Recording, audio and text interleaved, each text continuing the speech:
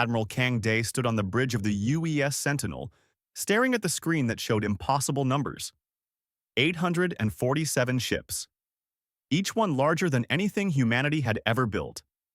They hung in space above the moon like predators watching prey. The communication came through on all frequencies. A voice spoke in perfect English, cold and mechanical. Primitive species of the third planet. You are hereby claimed by the Valorian Dominion. You have 72 hours to surrender all military assets and submit to Imperial authority. Resistance will result in complete eradication. This is your only warning. Day watched the message play twice. Around him, his crew stood frozen. Some looked terrified, others looked angry. He felt both emotions himself but pushed them down. Fear and anger could wait. Right now, he needed to think. "Get me a direct line to Earth Command," he said quietly. The next 6 hours were chaos. Every government on Earth held emergency meetings. The United Nations building in New York filled with representatives shouting at each other in dozens of languages. Some wanted to surrender immediately. Others wanted to fight. Most simply didn't know what to do. Ambassador Su Nam sat in the assembly hall and listened to the arguments. She had been a diplomat for 20 years. She had negotiated trade deals, peace treaties, and border disputes. But this was different. This wasn't about negotiation. This was about survival. When the shouting finally stopped, the Secretary General asked her to speak. Sue stood slowly and looked around the room. "I have a question for everyone here," she said. "If we surrender now, do you think they will treat us kindly? Do you think they will let us keep our freedom, our cultures, our dignity?" No one answered. "They called us primitive," Sue continued. "They said we have no choice, but we always have a choice. We can kneel, or we can stand. I know what I choose." The vote took 30 minutes. When it finished, Earth had made its decision. Captain Una Park was in the pilot ready room when the announcement came through. She and her squadron had been on standby for 8 hours, waiting for orders. When the message played, the room went silent. "Citizens of Earth," Ambassador Sue's voice said, "we have received the ultimatum from the Valorian Dominion. We have considered their demands carefully. Our answer is simple. No, we will not surrender. We will not kneel. If they want our world, they will have to take it from us, and we will make them pay for every inch." Una felt something cold settle in her stomach. This meant war. This meant most of them would probably die. But she also felt something else. Pride. Relief. At least they wouldn't die as slaves. "All pilots to your fighters," the squadron leader called out. "This is not a drill. We launch in 30 minutes. The next 2 days moved like a nightmare. Dr. Hana Cho barely left her laboratory. She and her team worked on experimental shielding technology that might protect Earth's orbital platforms from the Valorian weapons. The math said it was impossible. The energy requirements were too high. The focusing arrays couldn't handle the load. Hana didn't care what the math said. She made it work anyway. "We need more power," she told her assistant after the 43rd failed test. "Reroute everything. Life support, communications, navigation, everything except the core systems." "If this doesn't work, we'll have no backup power," the assistant warned. "If this doesn't work, we won't need backup power," Hana replied. "We'll all be dead." The 72nd hour approached. Day gathered his fleet commanders for a final briefing. They had 112 warships. The Valorians had 847. Every tactical simulation said Earth would lose within the first hour. "They expect us to break," Day told his officers. "They've conquered 1,000 worlds. Every single one surrendered or died quickly. They think we'll do the same." He paused and looked at each face on the screen. "Let's teach them something new." Colonel Jin Lee coordinated the ground defenses. If the Valorians made it past the orbital platforms, they would try to land troops. Jin had prepared for that. Every major city had shelters deep underground. Every civilian had been trained in basic survival. Volunteers had flooded the military recruitment centers. They couldn't all be soldiers, but they could all fight. "Sir, do you really think we can win?" a young officer asked him. Jin thought about lying, thought about giving the kid hope. but he decided on truth instead. "I don't know," he said, "but I know we can make them remember us, and sometimes that's enough." The deadline passed. For 5 minutes, nothing happened. The Valorian fleet held position above the moon. Earth's fleet waited in formation around the orbital platforms. The entire planet held its breath. Then the Valorian ships began to move. Day watched them come. Their formation was perfect. Ceremonial, almost. They moved like they were in a parade, not a battle. Arrogant. They weren't even trying to hide their approach. Good, he thought. Arrogance is a weakness. All ships, he broadcast, hold position until they reach the firing line. Let them get comfortable. Let them think this will be easy. The Valorian fleet advanced. They powered up their weapons. Their shields glowed with energy that could glass continents. They moved with the confidence of predators who had never met resistance. They crossed into range. "Now," Day said quietly. Every orbital platform opened fire at once. Every human ship launched missiles. The experimental shields that Hana had built activated, creating walls of energy around Earth's defenses. The space between Earth and Moon lit up like a star.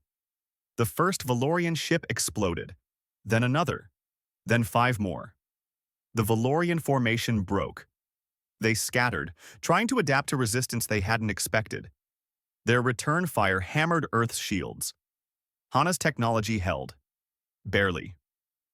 Yuna launched with her squadron. They flew through weapon fire that turned space into a death trap. 3 of her pilots died in the first minute. She didn't have time to grieve. She locked onto a Valorian cruiser and fired everything she had. The cruiser's shields flickered, weakened. Another fighter hit it from the side. The cruiser started to drift. "They can bleed," Yuna said over the radio. "They can die. Keep fighting." The battle raged for 18 hours. When it finally ended, Earth had lost 42 ships and 2 orbital platforms. The Valorians lost 63 vessels. Day stood on his damaged bridge and looked at the reports. They had won. Not the war, but the first battle. And more importantly, they had sent a message. A transmission came from the Valorian fleet. This time the voice wasn't cold. It was angry. "You will regret this resistance," Day smiled. "Probably," he said. "But we'll regret it standing up." 3 weeks had passed since the first battle. The Valorian fleet hadn't retreated. Instead, they changed tactics. They stopped attacking in massive waves. Now they hit hard and fast, then pulled back before Earth's defenses could coordinate. Dr. Hana Cho stared at the holographic display showing the latest attack patterns. Her eyes were red from lack of sleep. Her team had been working around the clock to upgrade the shields. Every time they made an improvement, the Valorians adapted. "They're learning," her assistant said, "getting smarter." "So are we," Hana replied. She pointed to a gap in the Valorian attack formation. "Look here. They always leave this sector weak when they attack from the north. They don't think we notice. Do we have enough resources to exploit it?" Hana smiled for the first time in days. "Let's find out." Captain Yuna Park was in the pilot briefing room when the new orders came through. Her squadron had been reduced from 20 fighters to 11. The missing pilots haunted her dreams, but she couldn't afford to think about them now. "We're going on offense," Commander Tae Kim told them. "Intelligence has identified a weak point in their attack pattern. When they hit the northern platforms tomorrow, we're going to punch through and target their command ship." The room went quiet. Offensive operations meant flying deeper into enemy territory. It meant longer exposure to their weapons. It meant fewer pilots coming home. "I know what you're thinking," Tae said, "but we can't just defend forever. We need to hurt them. Make them afraid of us." Yuna raised her hand. "When do we launch?" 6 hours. Admiral Kang Dae watched the Valorian fleet reposition. They were preparing for another major assault. His tactical officers had tracked their movements and predicted they would attack the northern defense grid. It was a smart choice. That sector had taken heavy damage in previous battles, but Dae had a surprise waiting. "Status on the trap?" he asked. "Ready, sir," his tactical officer replied. "All ships in position. They're hiding behind the debris field from the last battle. Valorian sensors can't detect them. And the platforms?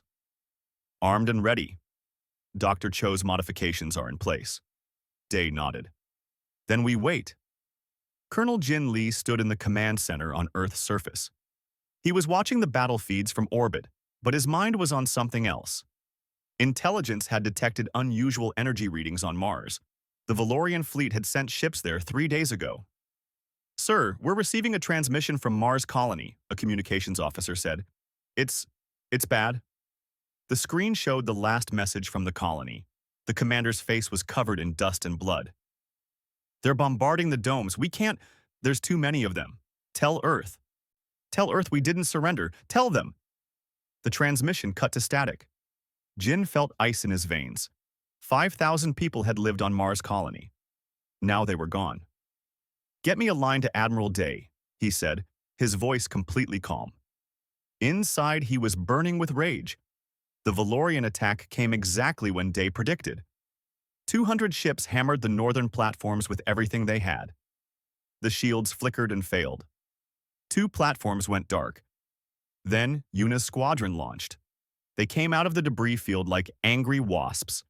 The Valorians didn't see them until it was too late. Yuna locked onto the command ship and fired. Her missiles streaked through space and slammed into the ship's shields. "All units, focus fire on my target," she shouted. 10 fighters concentrated their weapons on one ship. The Valorian shields couldn't handle the combined assault. They collapsed.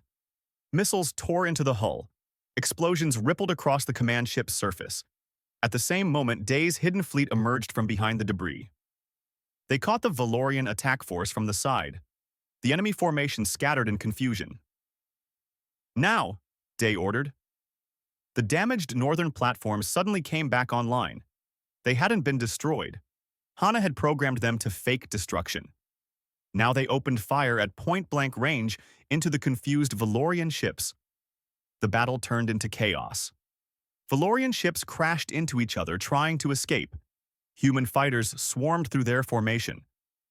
The command ship, heavily damaged, tried to retreat, but 3 human destroyers blocked its path.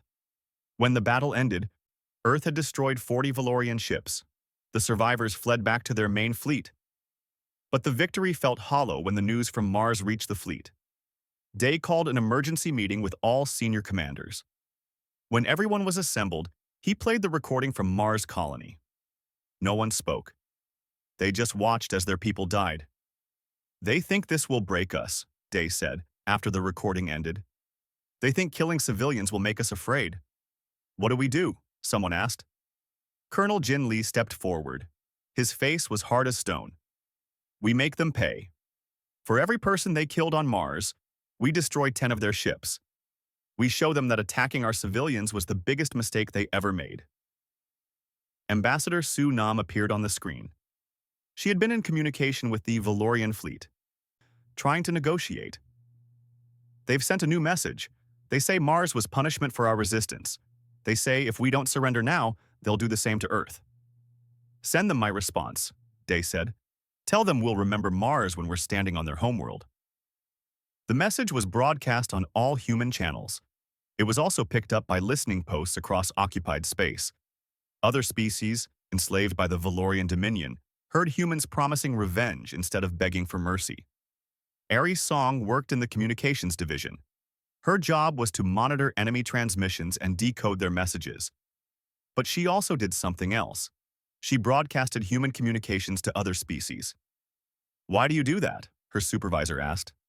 "Those species can't help us." "Maybe not," Aerie replied, "but they can hear us. They can hear that someone is fighting back. That matters." She was right. On 7 different worlds, enslaved species began listening to human broadcasts. They heard Ambassador Su's defiant speeches. They heard Admiral Day's tactical reports. They heard survivors from Mars Colony's last message. And they heard something they thought was extinct in the galaxy. Hope. Dr. Tae Kim worked in the Xenobiology division. His job was to study Valorian technology and biology. After the battle, human forces had recovered debris from destroyed Valorian ships. Tae studied it obsessively. "I found something," he told Dr. Hanacho. The Valorians are powerful, but they have weaknesses. Their ships are designed for overwhelming force. They're not built for sustained combat against adaptive enemies. Meaning? Meaning they've been conquering terrified civilizations for so long, they've forgotten how to fight a real war. Every tactic they use assumes the enemy will break. When we don't break, they have no backup plan. Hana smiled. So we just need to keep not breaking. Exactly. 3 months after the war started, the Valorian Dominion had lost 112 ships. Earth had lost 68 ships and countless lives. But humanity was still fighting. The Valorian High Command sent additional fleets. They couldn't understand why this primitive species refused to surrender. Every tactical simulation said Earth should have fallen in the first week. But Earth didn't fall. Instead, human resistance grew stronger. Factories worked day and night building new ships. Scientists created new weapons. Soldiers trained harder. And across the galaxy, on worlds that had been conquered and broken, enslaved species listened to human broadcasts and wondered. If humans could fight back, maybe they could too. The Valorian Empire had stood for 10,000 years. It had crushed every species that resisted. But now, for the first time, they faced something they had never encountered before, a species that simply refused to lose. 6 months into the war, Admiral Kang Day looked at the strategic map and saw a problem. 3 Valorian armadas now surrounded Earth's solar system. The enemy had committed over 2,000 ships. They were preparing for a siege. They're learning from their mistakes, General Hyunbaek said. He had joined Day on the Sentinel to coordinate defense strategy. No more direct assaults. They're going to starve us out. Day studied the map. The Valorians had positioned their fleets to block supply routes from the outer colonies. Mining operations in the asteroid belt were under constant attack.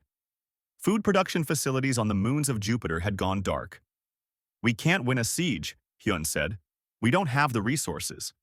Then we don't fight a siege, Day replied. We make them come to us. How? By hitting something they can't ignore. The plan was insane.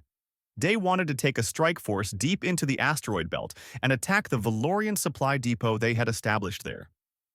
It was heavily defended. The mission would be suicide for most of the ships involved. Captain Yuna Park volunteered immediately when she heard about it. You understand the odds? Day asked her. Yes, sir. Same as they've been since this war started. Bad. Yuna smiled. But when have good odds ever stopped us? Day selected 15 ships for the mission. They were the fastest vessels in the fleet, equipped with experimental stealth technology that Dr. Hana Cho had developed. It might hide them from Valorian sensors, or it might fail completely. 50-50 chance, Hana admitted when Day asked her about reliability. I'll take it, he said. While Day prepared his strike force, something was happening across the galaxy. Arisong's broadcasts had reached more species than anyone realized. On a world called Kelmar, enslaved workers in an ore processing facility heard human voices talking about the Battle of Mars colony. The Kelmar had been conquered 80 years ago. They had forgotten what freedom looked like. But when they heard humans fighting back after 6 months of war, something awakened in them. They started with small acts of sabotage, slowing down production, breaking equipment. The Valorian overseers punished them, but the sabotage continued. On another world, a species called the Tauren refused to provide the Valorian fleet with supplies.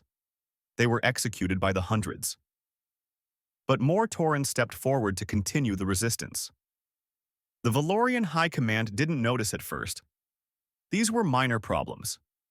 Distant colonies. Nothing important. But the problems were spreading. Dr. Tae Kim continued studying Valorian biology. He had made a breakthrough. The Valorians were vulnerable to specific radiation frequencies. It wasn't lethal, but it disrupted their nervous systems, made them slow and confused. Can we weaponize it? Colonel Jin Lee asked when Tae showed him the research. Already working on it, Tae replied. Give me 2 weeks. Jin nodded. You have 1 week. We need every advantage we can get. The mission to the asteroid belt launched in complete radio silence. 15 human ships slipped away from Earth's orbital defenses and headed into deep space. They moved slowly, using minimal power to avoid detection. Yuna flew her fighter alongside the small fleet. She had been promoted to squadron commander after the previous commander died in battle. She didn't want the promotion. She wanted her friends back. But that wasn't how war worked. All ships, maintain silence, Day transmitted on the encrypted channel. We have one shot at this. 3 days into the journey, they encountered a Valorian patrol. 2 ships, scanning the area randomly. The human fleet powered down completely and drifted like debris. Yuna held her breath as the enemy ships passed within 50 kilometers. The Valorians didn't see them. Hana's stealth technology worked. They reached the asteroid belt on the 5th day. The Valorian supply depot was massive. Dozens of cargo ships docked at a central station. Defense platforms surrounded the facility. At least 40 warships patrolled the area. That's more than intelligence reported, one of Day's officers said. Doesn't matter, Day replied. We hit them anyway.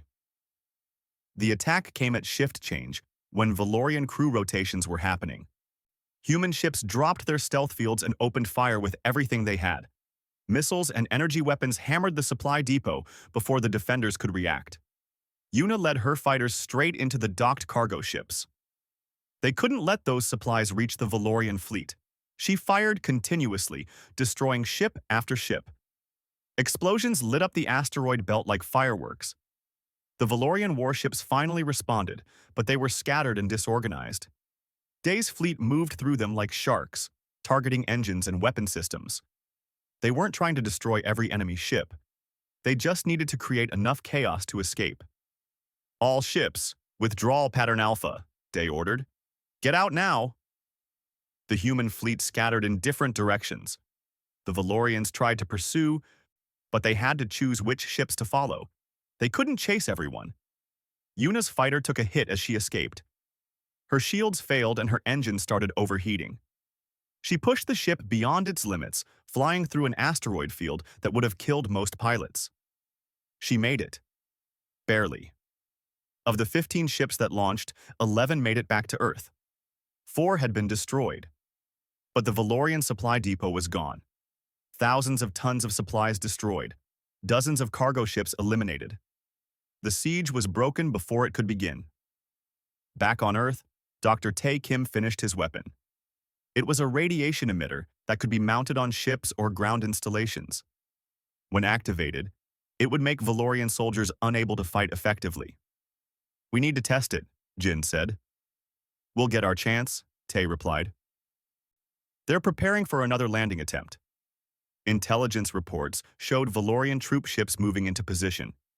They were going to try to land forces on Earth's surface.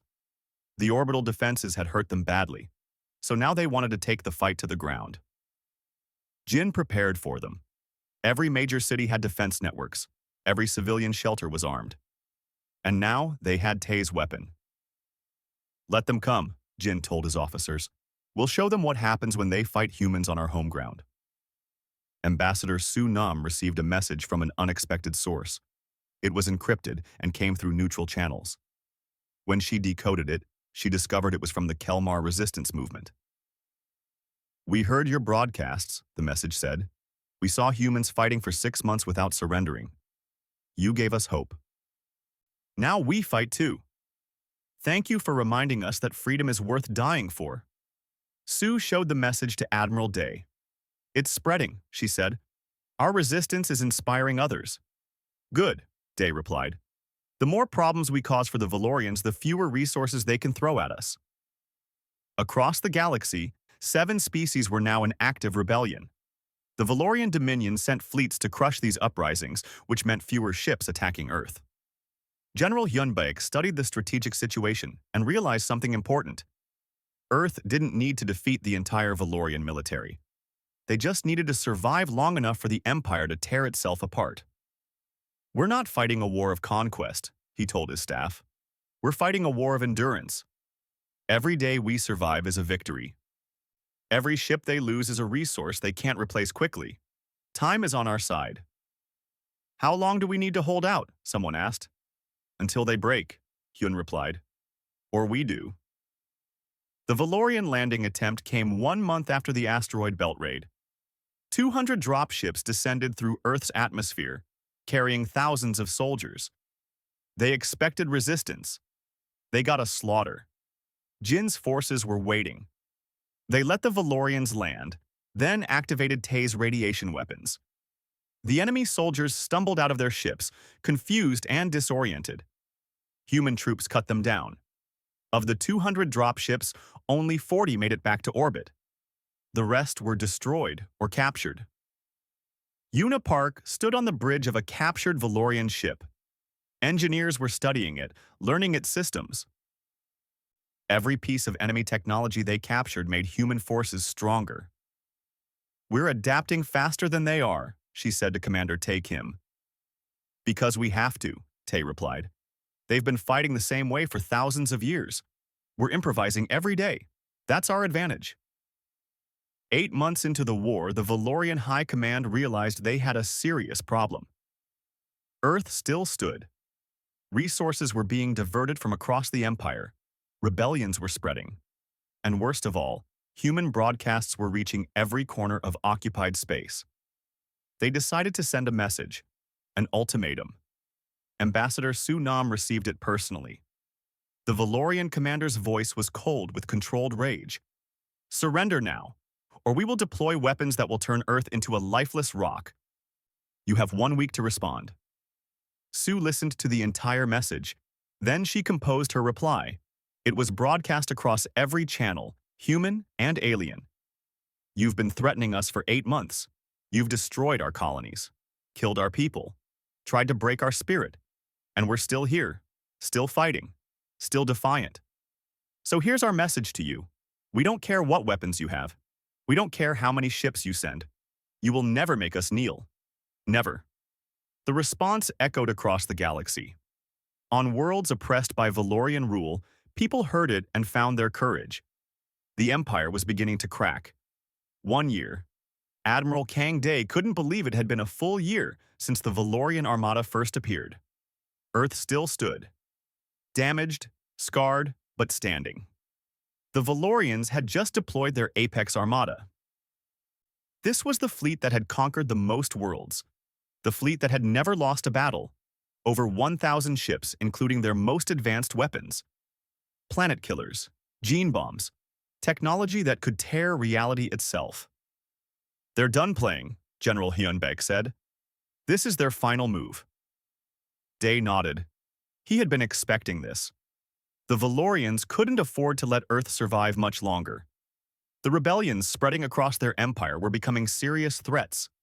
They needed to crush humanity quickly and brutally to show every conquered species what happened to those who resisted. But Dai had a secret, one he had kept hidden for 5 years. "It's time," he told Hyun. "Activate the Kuiper shipyards." Beyond Neptune, in the frozen edges of the solar system, massive shipyards came online. They had been built in secret, disguised as mining operations. For 5 years, since first contact with alien species, humanity had been preparing for this moment. They had known war was coming. They just didn't know when. Hundreds of ships launched from the hidden yards. They weren't as advanced as Valorian vessels. Human technology still lagged behind. But there were so many of them. Wave after wave of warships, destroyers, carriers, and support craft. Earth's fleet had just tripled in size. The Valorian commander received the reports and felt something he hadn't experienced in decades. Doubt. The humans had been hiding their true strength. This wasn't a desperate species fighting for survival. This was a species that had been planning and preparing.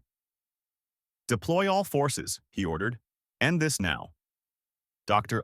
Hana Cho watched the Apex Armada approach on her monitors. She had one more surprise for them: the Sanctuary Protocol. For months, she and her team had been building something impossible, a planetary defense grid that didn't just block attacks but disrupted them at the quantum level. It required more power than Earth's entire energy grid could provide. So she had built new power plants, converted old ones, even tapped into geothermal energy from Earth's core. "Will it work?" her assistant asked. "We're about to find out," Hana replied. The Valorian Apex Armada opened fire with planet-killing weapons.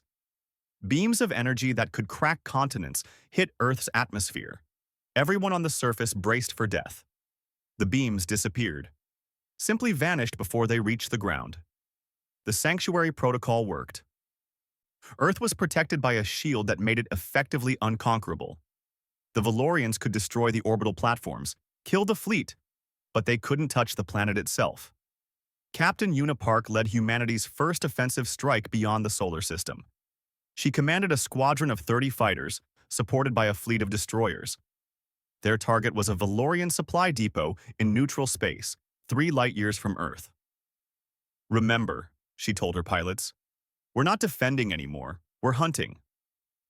The attack was brutal and efficient. They hit the depot before the defenders could react. Una's tactics had evolved over a year of combat. She didn't fight fair. She struck weak points, exploited mistakes, and showed no mercy. The supply depot was destroyed in under an hour. Every Valorian ship defending it was eliminated. News of the attack spread fast. For the first time, humans had taken the fight to the enemy. They weren't just surviving, they were winning. Airy Song's broadcast had reached 43 worlds in rebellion. The Valorian Empire was fighting a dozen wars simultaneously. Their military was stretched thin. Their supply lines were collapsing. The mighty Dominion was crumbling. Colonel Jin Lee received intelligence about a Valorian superweapon heading toward Earth. It was a device that could ignite a star, turning Sol into a supernova. It would destroy the entire solar system. He had 96 hours to stop it. "How do we intercept something moving at faster than light speed?" one of his officers asked. "We don't," Jin replied. "We let it come to us, then we use it against them." The plan was insane. Let the weapon enter the solar system, then hijack it, turn it against the Valorian fleet. The timing would have to be perfect. One mistake, and Earth died. Dr. Tae Kim studied the weapon's schematics that intelligence had stolen. "It's possible," he said, "but we'd need someone to manually override the controls from inside the weapon." "That's a suicide mission," Jin said. "Yes." Jin looked at his officers. "I need volunteers." Every single person in the room raised their hand. The weapon convoy entered the solar system with heavy escorts. 200 Valorian warships protected the device. They knew humans would try to stop it. Admiral Day threw everything at them. Every ship, every weapon, every fighter. The battle was chaos. Ships exploded on both sides. The space around Jupiter became a graveyard. Colonel Jin Lee and a team of commandos slipped through the battle in a stealth transport. They docked with the superweapon while everyone was distracted by the fighting. Valorian security forces tried to stop them. Jin's team fought through, leaving bodies behind. They reached the control room. Jin activated the override codes that Tae had provided. The weapon powered up, but instead of targeting Sol, it targeted the Valorian Apex Armada. "Get out now," Jin ordered his team. They ran back to the transport. Jin stayed behind to make sure the weapon fired correctly. "Sir, we can still pull you out," someone shouted. "No time," Jin replied calmly. "Tell Earth I was proud to serve." The weapon detonated. It created a pulse of energy that ignited matter at the atomic level. The Valorian Apex Armada, the pride of their military, was at the center of the blast. 700 ships vanished in an instant. The most powerful fleet in the galaxy simply ceased to exist. Colonel Jin Lee died making sure the weapon hit its target. But his sacrifice saved Earth and destroyed the enemy's greatest weapon. The loss of the Apex Armada shocked the Valorian Empire. Their military leadership panicked. Their politicians argued. Their conquered worlds saw weakness and rebelled harder. Captain Una Park returned from another successful raid. She had destroyed 3 more supply depots and a shipyard. Human forces were pushing deeper into Valorian space, hitting targets that had never been threatened before. "We're winning," she told Admiral Day. "Not yet," Day replied. "But we're close."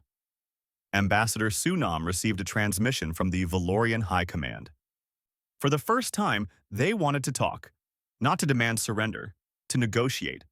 "They're afraid," General Hyun Baek said. "They know they're losing." The Valorian message was simple. They requested peace talks, a ceasefire, Negotiations. Sue studied the message carefully. This was a historic moment. The empire that had never been defeated was asking for peace. "What are your terms?" the Valorian diplomat asked in the transmission. Sue thought about Colonel Jin Lee, who died saving Earth. She thought about the 5,000 people killed on Mars. She thought about every human who had sacrificed everything in this war. "You leave our solar system," she replied. "You never come back. You free every species you've conquered. You pay reparations. And most importantly, you tell the galaxy what happened here. Tell them that you tried to break humanity and failed."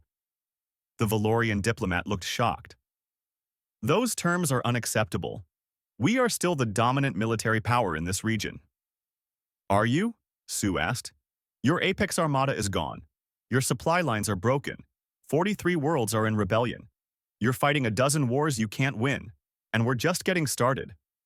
She leaned forward. "Here's what you don't understand. We've been to the brink of extinction a dozen times in our history. Ice ages, plagues, wars. We survived all of them. You know why? Because we don't give up. Ever. You can keep fighting us for years, decades, centuries. We'll still be here, still fighting. And every day we fight, more species join the rebellion. How long before your entire empire collapses?" The transmission ended in silence. Dr. Hana Cho stood on the observation deck of an orbital station looking down at Earth. The planet was scarred. Orbital debris from destroyed ships littered space. But it was still there, still beautiful. "We did it," her assistant said. "We actually survived." "Not just survived," Hana replied. "We changed everything." Across the galaxy, species that had been enslaved for generations watched human broadcasts. They saw a primitive species defeat the most powerful empire in known space. They saw what was possible when you refused to surrender. The Valorian Dominion had ruled through fear for 10,000 years. Now that fear was broken. The empire began to fracture. Subject species demanded freedom. Valorian military units deserted. The government collapsed into civil war. Admiral Kang Dae stood on the bridge of the Sentinel and watched Valorian ships retreat from Earth space. After 1 year, 3 months, and 17 days of war, the enemy was leaving. Not because humans had better weapons, not because humans were stronger, but because humans simply refused to lose. "Sir, message from Earth Command," a communications officer said. "They want to know what our next orders are." Day smiled. The war wasn't over. The Valorian Empire was crumbling, but that meant chaos across thousands of worlds. Species were fighting for freedom. They would need help. "Prepare the fleet," he said. "We're not done yet. We fought for our survival. Now we fight for theirs." 18 months after the first Valorian ship appeared above Earth's moon, Ambassador Su Nam walked through the halls of the Valorian Imperial Palace. She wasn't here as a prisoner or a beggar. She walked as a conqueror. Behind her, Admiral Kang Dae commanded the UES Defiant, humanity's first true dreadnought. It was larger than any ship Earth had built before, armed with weapons that combined human innovation and captured Valorian technology. The ship hung in orbit above the Valorian homeworld, along with 200 other human warships. The galaxy was watching. The Valorian Empress sat on her throne, surrounded by guards who looked nervous. She had ruled for 40 years. She had overseen the conquest of 100 worlds. Now she faced a human ambassador who had traveled across space to dictate terms. "You wish to speak with us," the Empress said coldly. Sue smiled. It wasn't a friendly smile. "I'm here to accept your surrender." The throne room went silent. No one had ever spoken to the Empress like that. "We have not surrendered," the Empress replied. "We requested negotiations." "No," Sue said firmly. "You begged for peace after we destroyed your Apex Armada. After 43 of your subject worlds rebelled. After your empire started collapsing. That's not negotiation, that's surrender." She pulled out a tablet and displayed the terms. Immediate withdrawal from all occupied systems. Full independence for all conquered species. Reparations paid over 50 years. Technology sharing agreements. And war crimes trials for anyone who ordered attacks on civilian targets. The Empress read the terms, her face growing darker. This is unacceptable. We are still a major power. Are you? Sue asked. Let me show you something. She activated a holographic display. It showed the current state of the Valorian Empire. 17 systems in open rebellion. 34 more with active resistance movements. Military units refusing orders. Supply chains broken. Government officials fleeing to neutral space. Your empire is dying, Sue said. The only question is whether it dies with a whimper or with honor. Accept these terms and you can at least say you tried to make things right. The Empress was silent for a long moment. Finally, she asked the question that had haunted her since Earth's resistance began. How? We conquered 1,000 worlds. We had the most powerful military in the galaxy. How did you defeat us? Sue looked at the Empress and felt a moment of pity. This woman had ruled an empire but understood nothing about the species she oppressed. You want to know our secret? Sue asked. It's simple. You only conquered species that could afford to lose. Species with something left to protect. They surrendered because they had cities to save, cultures to preserve, futures to think about. She stepped closer. But humanity? We've died and been reborn a dozen times in our history. We've faced extinction from disease, climate, war. We learned something you never did. Sometimes survival isn't about being strong. It's about being too stubborn to quit. The Empress signed the treaty that day. The Valorian Empire officially ended. Captain Una Park didn't attend the ceremony. She was back on Earth at the new flight academy. Hundreds of young pilots from dozens of species sat in her classroom, learning tactics that had defeated an empire. The most important lesson, she told them, is that fancy weapons and big ships don't win wars. Will wins wars. The determination to fight one more day, even when everything says you should give up. A student from the Kelmar species raised their hand. But Captain, didn't you have superior technology by the end of the war? We adapted their technology, Una corrected. We were always one step behind until we learned to be creative. That's the real lesson. Don't fight the way your enemy expects. Fight the way that scares them. Dr. Hana Cho became the head of the Galactic Research Initiative. Her job was to help freed species rebuild their technology and infrastructure. She traveled to worlds that had been stripped of resources by Valorian occupation. On one world, she met survivors who had lost everything. Their cities were ruins. Their people were starving. But they looked at her with hope. You showed us this was possible, one of them said. You proved the empire could be beaten. That's why we fought back. Because of you. Hana felt the weight of that responsibility.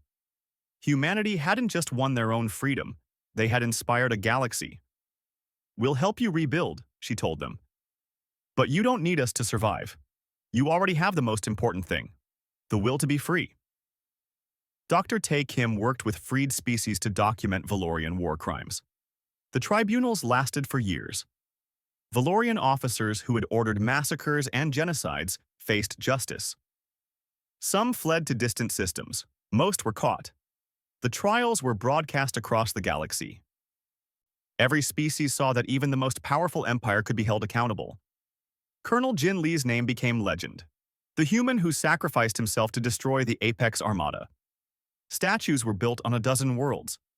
Songs were sung about his last stand. His family received medals and honors from dozens of governments. But his daughter said something that stuck with people. My father didn't die for glory. He died so others could live free. That's what heroes do. General Hyun Biek became the head of the Galactic Defense Coalition. Freed species contributed ships and soldiers to a mutual defense force. The goal was simple. Never let another empire rise. Never let conquest become acceptable again. The Valorians ruled through fear, Hyun told the first coalition meeting. We'll protect through cooperation. Any species that faces aggression can call on all of us. Admiral Kang Dae retired from active duty after 5 years. He was only 50 years old, but the war had aged him. He returned to Earth and took a teaching position at the military academy. Students asked him constantly about the war, about tactics, strategies, famous battles. But the question he got most often was simple. Were you ever afraid we would lose? Dee always answered honestly. Every single day. But fear didn't matter. We couldn't afford to lose, so we didn't. It's that simple. Song continued broadcasting, but her message changed. She no longer told stories of resistance. Now she told stories of rebuilding, of cooperation, of different species working together. We fought because we had to, she said in one broadcast, but we won because we inspired others. That's the legacy I want to preserve. Not the violence, not the death, but the idea that even the weakest can stand against the strong if they're willing to fight for what matters. The Valorian Dominion collapsed completely within a decade. Some Valorians adapted to the new galaxy. They learned to trade as equals rather than conquer as superiors. Others clung to the old ways and became pirates and mercenaries. Humanity hunted the worst of them down. One former Valorian admiral was captured trying to restart a slave operation. He was brought before a human court. Admiral Day attended the trial. "You could have been great," Day told him. "Your species had the technology to explore the galaxy, to learn from thousands of cultures, to build something amazing. Instead, you chose domination. You chose fear. And that's why you lost." "We had the superior military," the Valorian admiral said bitterly. "We should have won." "You had bigger guns," Day agreed. "But we had something more important. Purpose. We knew exactly what we were fighting for. You were just fighting to keep conquering. That's not purpose. That's habit." 20 years after the war ended, Ambassador Su Nam stood in a museum on Earth. It was dedicated to the resistance. The walls showed images from the war, destroyed ships, ruined cities, but also moments of triumph. The first human victory, the liberation of Mars, the destruction of the Apex Armada. A group of young aliens on a school trip walked through the exhibits. They stared at the images with wide eyes. One approached Sue. "You were really there?" the child asked. "During the war?" "I was," Sue replied. "Were humans scared?" Sue knelt down to the child's level. "Terrified, every day. But we fought anyway, because being brave doesn't mean not being afraid.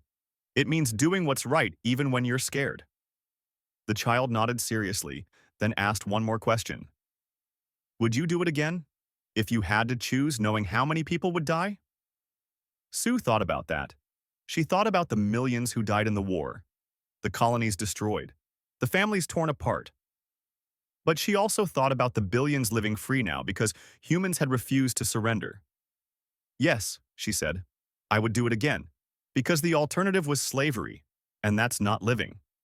Admiral Day stood on the observation deck of Earth's primary orbital station. General Hyun-baek joined him. They were both old now, tired, but content. "They're building a monument," Hyun said, "to everyone who died in the war." "Good," Day replied. "They shouldn't be forgotten." They watched Earth turn below them. The scars from the war had mostly healed. Cities had been rebuilt. Forests had regrown. Life continued. "Do you ever wonder what would have happened if we'd surrendered?" Hyun asked. Day shook his head. "No, because we never would have. That's not who humans are." "They sent armadas across the stars," Hyun said quietly. "And we didn't even waver," Day finished. Below them, Earth continued its eternal spin. The planet that had faced extinction and survived. The world that had refused to kneel before an empire. The home of a species that had learned the most important lesson of all. Sometimes the only way to win is to simply refuse to lose. Across the galaxy, on 1,000 worlds, billions of beings lived free because humanity had made that choice. They had looked at impossible odds and said no. They had faced the most powerful empire in history and stood their ground.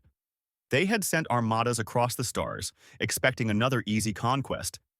Instead, they found something they had never encountered before. A species that would rather die standing than live kneeling. And in that defiance, everything changed. The war had been terrible. The cost had been high. But from the ashes of the Valorian Empire rose something new. A galaxy where species stood together as equals. Where cooperation replaced conquest. Where freedom was the foundation of civilization. Humanity didn't conquer the galaxy. They didn't rule it. They simply showed others what was possible when you refused to give up.